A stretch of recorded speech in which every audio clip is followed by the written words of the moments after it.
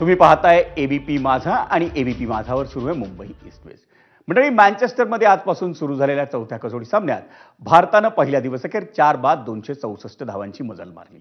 अपुऱ्या प्रकाशामुळे खेळ थांबवण्यात आला तेव्हा रवींद्र जाडेजा आणि शार्दूल ठाकूर प्रत्येकी 19 धावांवर खेळत होते.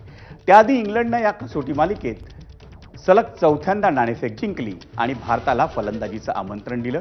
लोकेश राहुल आणि यशस्वी जयस्वाल या जोडीनं 94 धावांची सलामी दिली. राहुलनं 46 तर जयस्वालनं 58 धावांची खेळी केली.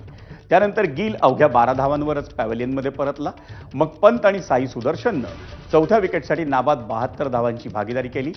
पंतला पायाला झालेल्या दुखापतीमुळे जायबंदी होऊन माघारी परतावं लागलं.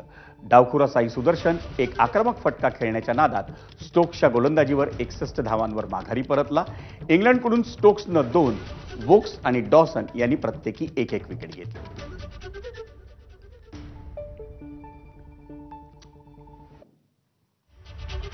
आणि या बातमीनंतर मुंबई ईस्ट वेस्टमध्ये घेऊयात आणखी एक ब्रेक, पण तुम्ही पाहत राहा एबीपी माझा.